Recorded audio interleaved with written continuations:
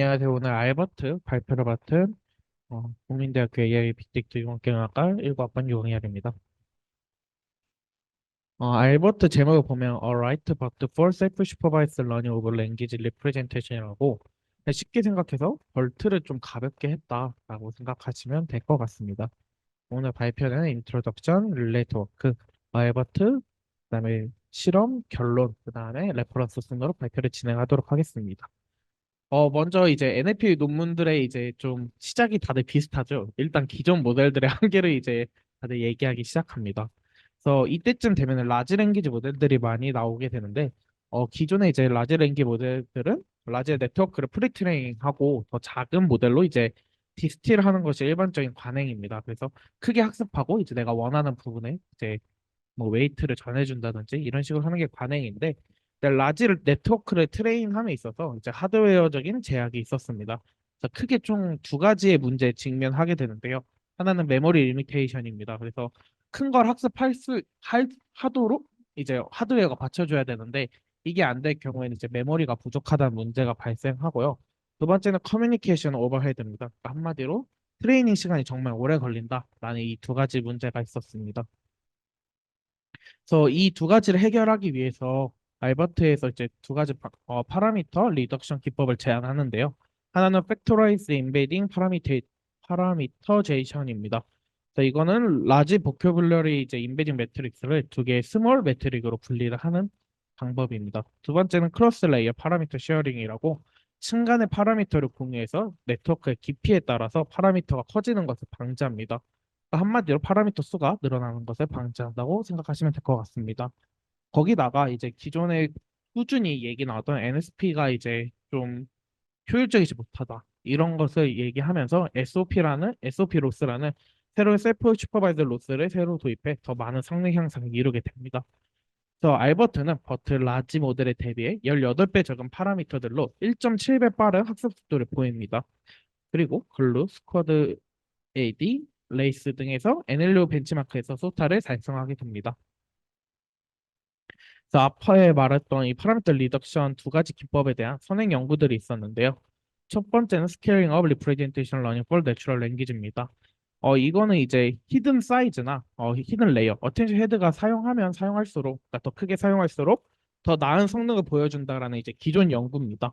근데 이 기존 연구에서 히든 사이즈, 그러니까 우리가 뭐 트랜스포머 인코더 블럭에 나오는 뭐 크기를 말하겠죠? 뭐 1024 이런 식으로 이제 늘려봤는데 1024까지는 이제 크게 늘릴수록 이제 성능이 높아졌는데 2048로 늘리면서 오히려 성능이 저하된다는 게 연구가 나왔습니다. 그래서 이 리프레젠테이션 러닝을 확장한다는 것이 모델 사이즈를 늘리는 것만큼 단순한 방법이 아니구나라는 것을 깨닫게 됩니다. 그리고 또 하나는 메모리는 제한적인데 최신 모델들은 수억 개 또는 수십억 개 파라미터를 가지므로 이제 앞에서 말한 메모리 리미테이션 프로블럼이 발생하게 됩니다. 그래서 이를 해결하기 위한 연구로 그레디언트 체크 포인팅이나 각 레이어의 액티베이션을 재구성해서 인터미디에이트 액티베이션을 저장할 필요가 없도록 하는 방법들을 제안했습니다. 해당 방법들은 이제 찾아보시면 좋을 것 같습니다. 네, 그래서 이렇게 한번 연구가 진행됐었고 두 번째는 이제 크로스 레이어 파라미터 쉐어링입니다. 그래서 다양한 연구에서 파라미터 쉐어링 트랜스포머가 스탠다드 트랜스포머보다 더 높은 성능을 달성했다고 하는데 이거는 그냥 파라미터들을 공유하는 겁니다. 레이어들끼리. 그래서 우리 트랜스포머에서 보면은 6개 뭐 인코더 블럭을 거친다 했을 때 인코더 블럭이 다 이제 독립적이었잖아요. 근데 이거는 이제 같은 파라미터를 가진다라고 생각하시면 될 것 같습니다. 세 번째는 아까 말한 SOP인데요. 센턴스 오더링 오브젝티브라고 알버트는 두 개의 텍스트 세그먼트의 순서를 예측해서 프리트레인 로스를 사용하게 됩니다. 한마디로 첫 번째 문장과 두 번째 문장 이렇게 순서를 맞추는 태스크를 진행하게 되는데요. 버트에서 사용하는 NSP보다 버트에서 사용하는 NSP는 SOP보다 더 쉬운 태스크입니다. NSP가 기억이 안 날 수도 있는데 넥스트 센턴스 이제 프레딕션으로 다음 문장인지 아닌지를 예측하는 것이 이제 NSP입니다. 그래서 NSP로서는 싱글 태스크에서 총 두 가지의 이제 어떤 학습이라고 볼 수 있는데 하나는 토픽 프레딕션과 코어런스 프레딕션을 수행한다고 합니다. 그러니까 한마디로 NSP는 이제 다음 걸 맞추는 건데 이거를 이제 좀 쪼개서 보면은 이게 토픽이 같은 토픽인지 아닌지를 예측하는 것과 이제 이 문장이 일관성이 있는지를 이제 수행한다라고 생각하시면 될 것 같습니다. 한마디로 두 가지 뭐가 합쳐져서 NSP를 수행한다고 생각하시면 되는데 이때 이제 토픽 프레딕션은 코어런스 프레딕션에 비해 쉬운 태스크이므로 이제 우리 버트에서 했던 마스크드 랭귀지 모델 로스를 사용할 학습한 내용과 이제 겹치게 된다라고 합니다. 이 토픽 프레딕션은 코어런스 프레딕션보다 훨씬 쉬운 태스크이므로 뒤에서 또 말하겠지만 이제 토픽 프레딕션에 이제 의존하게 되는 형태가 발생하게 됩니다. 그래서 이제 NSP 대신에 SOP를 사용하게 되는데 SOP는 특정 다운스트림 태스크에서 효과적이다는 것을 알아냈습니다. 이런 릴레이트 워크를 바탕으로 알버트는 이제 두 가지 방식을 적용하게 됩니다.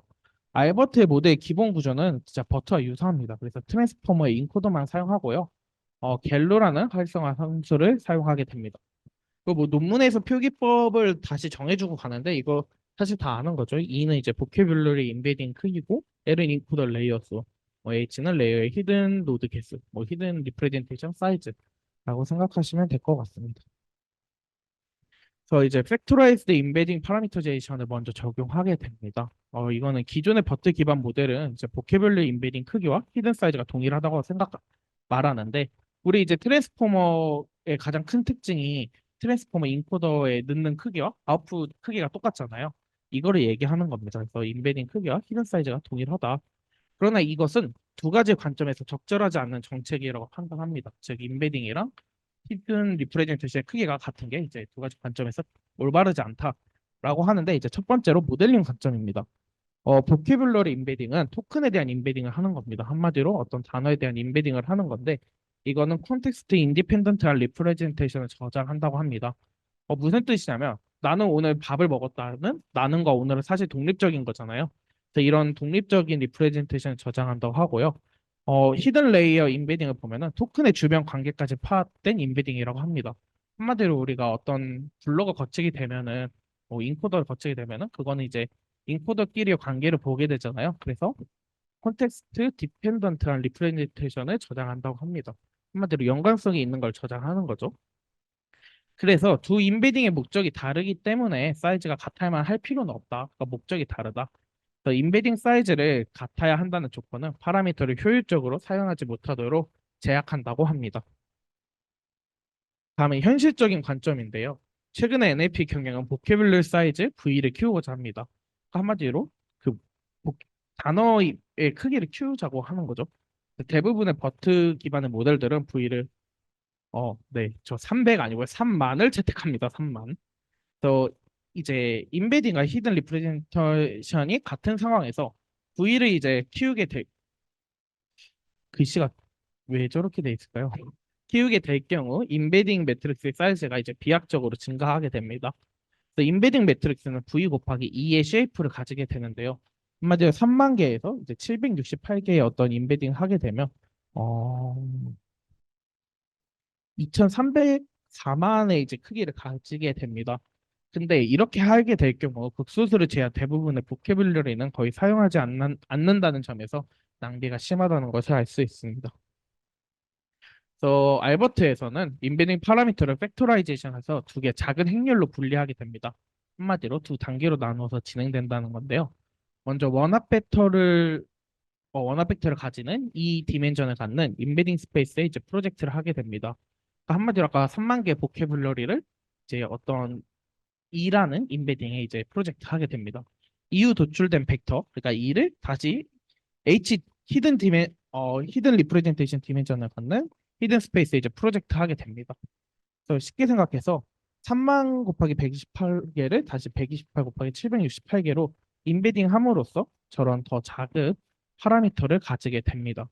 근데 이거는 파라미터 리덕션은 히든 리프레젠테이션이 이제 인베딩 크기보다 클 때 의미가 있다는 것을 보여드립니다. 이렇게 했을 때 더 작은 숫자가 나온다는 것을 확인할 수 있습니다. 네, 그래서 이제 첫 번째 방법이었고요. 두 번째는 크로스 레이어 파라미터 쉐어링입니다. 기존의 이제 버트 기반의 파라미터 쉐어링들은 피드보드 네트워크 파라미터를 쉐어링하거나 어텐션 파라미터를 쉐어링하는 방식을 이제 채택해 왔습니다. 근데 하지만 알버트는 모든 파라미터를 쉐어링하게 됩니다. 이렇게 함으로써 파라미터가 비약적으로 감소하게 되는데요. 이제 뒤에서 나올 버트 라지와 알버트 라지에 대해서 비교 실험을 진행하게 됩니다. 두 모델은 레이어가 24로 동일한데요. 전체 레이어의 이제 인풋 아웃풋 인베딩의 이제 시밀러리티를 한번 그래프로 비교를 해봤습니다. 그래서 밑에 X축은 이제 레이어의 어떤 층이고요. 그거에 대한 시밀러리티를 봤을 때 버튼은 일단 인풋과 아웃풋 사이의 변동이 매우 큰 걸 볼 수 있습니다. 그러니까 한마디로 물결이 치고 있죠. 그렇다는 것은 이제 서로의 연관성이 별로 없다. 이렇게 볼 수 있는데 알버트는 보면은 되게 안정적으로 가는 걸 볼 수 있어요. 이거는 이제 파라미터를 공유했기 때문에 되게 안정적이겠죠. 그래서 각 레이어들 중에 특정 레이어들에게만 과도하게 영향을 받지 않고 여러 레이어들이 균등하게 영향을 미친다는 것으로 볼 수 있기 때문에 더 스테이블한 트레이닝이 가능하다고 합니다. 한마디로 모든 파라미터를 공유함으로써 더욱 안정적인 이제 학습이 가능하다는 겁니다. 세 번째는 인터센턴스 크로스 로스입니다. 이건 아까 NSP 대신 SOP를 쓴다고 했는데 오리지널 버트 모델은 이제 마스큐드 랭귀지 모델 로스와 넥스트 센턴스 프레딕션 로스를 사용하게 됩니다. 이거는 NSP는 인터 센턴스 모델링을 위한 학습 방법인데요. 인터 센턴스 모델링은 문장 간의 관계를 모델링한다고 생각하면 됩니다. 그러니까 한마디로 이 두 개 문장이 이제 관련이 있는가를 학습하는 이런 모델링인데요. 이게 이제 NSP는 비효율적이라는 결론이 나왔습니다. 아까 말했다시피 NSP는 주제 예측과 이제 일관성 예측을 결합한 태스크라고 했는데 토픽 프레딕션이 코어런스 프레딕션보다 훨씬 난이도가 낮은 태스크입니다. 그렇다 보니까 이제 훨씬 쉬우니까 이거에 좀 더 의존을 하게 되겠죠. 어려운 거를 해치우는 것보다는. 그래서 두 프레딕션을 모두 학습하기보다는 토픽 프레딕션에 너무 과도하게 의존한다는 문제점이 있었습니다. 그리고 이 문제는 마스크드 랭귀지 모델로도 충분히 대체가 가능했기 때문에 이제 기존의 다른 연구에서도 NSP를 없앴다 이런 식으로 이제 얘기를 하고 있습니다. 그래서 인터센터스 모델링을 위해서 알버트는 SOP라는 방식을 다시 제안하게 됩니다. SOP는 NSP와 동일하게 바이너리 클래시피케이션입니다. 한마디로 영의를 예측하는 건데 SOP는 동일한 문서에서 두 개의 연속된 단락을 이제 파지티브 샘플이라 하고 순서를 바꾼 것을 네거티브 샘플이라 합니다. 기존의 넥스트 센턴스 프레딕션은 뭐 랜덤하게 두 개의 문장을 연결시킨다든지 이렇게 했는데 얘는 이렇게 하지 않고 연결된 이제 두 개의 문장을 같은 그냥 순서대로 두면 파지티브 이제 순서를 바꾸면 네거티브로 이제 설정하게 됩니다. 그래서 이 일을 통해 담화 수준의 문장 간 연관 관계를 세부적으로 학습을 진행하게 됩니다. 알버트는 SOP를 통해서 이제 인터센턴스한 다운스트림 태스크에서도 큰 성능 향상을 이뤄내게 됩니다. 네. 그리고 이제 실험을 진행하기 전에 모델을 셋업하게 됩니다. 알버트는 오리지널 버트보다 18배 적은 파라미터 수를 가지게 됩니다. 가장 파라미터가 큰 알버트 XX 라지 역시 버트 라지에 대비해서는 70%의 파라미터를 가지는 것을 알 수 있습니다. 그래서 보시면 버트 라지의 파라미터 수가 334개인데 알버트의 가장 큰 모델도 235밖에 안 됩니다. 그래서 70%의 파라미터를 가진다는 것을 알 수 있고 알버트의 이제 그 레이어들을 보면은 12와 24가 있는데 알버트에서는 12 레이어만 사용하게 됩니다. 이는 이제 24 레이어와 성능 차이가 크지 않기 때문에 12를 사용함으로써 계산 비용이 더 적어졌습니다. 실험을 들어가게 되면은 오리지널 버트와 동일한 이제 세 개의 데이터로 프리트레이닝을 진행하게 됩니다. 그리고 시퀀스는 최대 길이를 512로 제한했고 보케뷸러는 똑같이 이제 가장 많이 사용한다는 3만을 사용했습니다. 그리고 토크나이저는 센턴스 프리스를 사용했고요. 마스크드 랭귀지 모델에서 사용한 n 그램을 그대로 사용했는데 n은 3 이하의 랜덤한 값을 설정하게 됩니다. 나머지는 네, 읽어보시면 될 것 같습니다. 첫 번째 실험 결과입니다. 버트 라지의 70%의 파라미터만 사용하는 알버트 XX 라지가 모든 과제에서 높은 성능을 보임을 알 수 있습니다. 그리고 오른쪽에 이제 신기하게 생긴 스피드업이라는 게 있는데 이제 기준은 버트 라지가 기준입니다. 그래서 1.0인데 알버트 라지는 버트 라지에 비해 1.7배 빠른 것을 보일 수 있습니다. 보이시죠? 그 알버트 두 번째 보면 1.7x 이거는 이제 버트보다 1.7배 빠르다라는 걸 볼 수 있고 XX 라지는 대략 3배 느린 것을 볼 수 있습니다. 그래서 0.3x로 표시되어 있고요. 네, 맞습니다. 일단 알버트 XX 라지가 가장 성능이 뛰어나다는 것을 알 수 있습니다. 그다음에 다운스트림 태스크에서 이제 인비딩 사이즈를 변경하여 알버트의 성능을 확인했습니다. 아까 말했다시피 이제 요즘 히든 리프레젠테이션 크기를 늘리는 이제 작업을 하게 되는데 여기서 이제 인비딩의 크기를 좀 변경해 봤습니다. 이렇게 했을 때 나셔널드 그러니까 버트 스타일 그 네. 그 뭐냐 파라미터를 공유하지 않는 버트 스타일에서는 인베딩 사이즈가 클수록 이제 모델의 성능이 증가하는 걸 확인할 수 있습니다. 하지만 성능 폭이 크지 않다는 걸 알 수 있고요. 이제 알버트 스타일의 모든 파라미터를 공유하는 표에서는 인베딩 사이즈가 성능에 비례하지 않다는 것을 확인할 수 있습니다. 그러니까 인베딩 사이즈가 커질수록 이제 성능이 무조건 증가하지 않는다는 것을 확인할 수 있고요. 그래서 128의 이제 인베딩 크기를 갖는 것이 가장 좋은 결과를 보여서 이후에도 이제 인베딩 크기를 128로 설정하게 됩니다. 네, 그 다음에 크로스 레이어 파라미터 쉐어링입니다. 이거를 수행한 결과를 비교를 했는데요. 보시면 인베딩이 128과 768도 나눠져 있습니다. 그래서 인베딩 사이즈가 128인 경우가 이제 128인 경우에 비해 성능 저하가 덜한 것을 확인할 수 있습니다. 네. 그리고 어텐션 파라미터를 공유하는 것만으로는 성능이 크게 하락하지 않는다. 나쉐월드랑 이제 비교했을 때 어텐션 그 어텐션만 쉐월드 한 게 가장 좋았다라고 합니다. 네, 다음은 이제 SOP인데요. 문장 예측 과제를 수행한 방법에 따라 그러니까 아무것도 적용하지 않아요. 뭐 엑셀이나 로버트 A, 그다음에 버트의 이제 NSP, 그다음에 알버트의 SOP를 비교한 결과인데요. NSP 과제만으로는 SOP 성능을 높이지 못한다고 합니다. 이게 어떻게 표를 보냐면 NSP 이제 두 번째가 왼쪽에 이제 두 번째가 NSP가 이제 과제들을 수행한 건데 여기서 보면은 요 값을 보면은 NSP가 이제 SOP를 했을 때는 52밖에 52의 이제 성능을 낸다라고 보면 되는데 SOP로 이제 NSP를 했을 때는 78.9로 이제 78.9의 성능을 내는 걸 봐서는 NSP는 토픽 프레딕션만 학습할 뿐이죠. 코러스 프레딕션을 못 하는데 SOP는 이것도 잘 해낸다는 것을 이제 보여주고 있습니다. 그래서 NSP는 SOP를 하지 못하지만 SOP는 NSP도 할 수 있다라는 것을 증명해내게 됩니다. 결론적으로 SOP는 모든 다운스트림 태스크에서 성능 향상을 발생시켰으며 평균적으로 1%의 성능 향상을 보였다고 합니다. 그러면 아까 알버트 XX 라지가 이제 버트 라지에 비해 0.3배, 3배 정도 느리게 처리한다고 했잖아요. 그래서 더 많은 학습 시간이 필요한데, 그러면 이제, 시간을 그럼 둘이 동일하게 했을 때, 알버트 XX 라지가 3배 더 들면은 이제 스텝이 더 적게 돌겠죠? 그래서 동일한 학습 시간만큼 학습할 때, 이제 성능 비교를 해보자. 라고 했을 때 버트 라지는 이제 400K만큼 K 스텝만큼 학습하는데 알버트 XX 라지는 125K 스텝만큼 학습합니다. 근데 결과를 봤을 때 알버트 XX 라지가 더 좋은 성능을 내는 것을 볼 수 있습니다. 네. 그다음에 이제 알버트에 대해서 추가적인 데이터셋을 학습시키는 것과 드롭아웃을 제거하는 실험을 진행했는데요. SN과 로버트 A에서 사용했던 추가 데이터셋을 사용해서 추가적인 이제 프리트레이닝을 진행하게 됩니다. 추가 데이터셋을 사용했을 때 다운스트림 태스크에서 더 좋은 성능을 향상시키는 것을 확인할 수 있고요.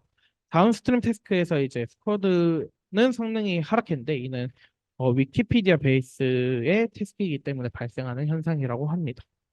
또 보시면은 오른쪽 그래프에서도 이제 데이터를 추가했을 때 성능이 더 좋은 걸 확인할 수 있고요.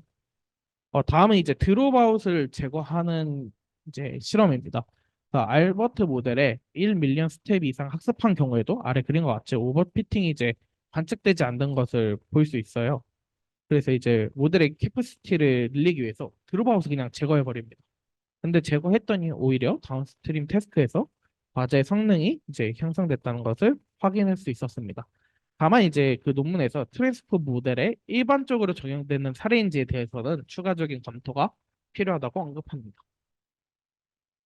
네, 그 다음에 이제 다른 NLU 테스트에서도 알버트가 소타와 동일하거나 더 높은 성능을 달성했다고 합니다.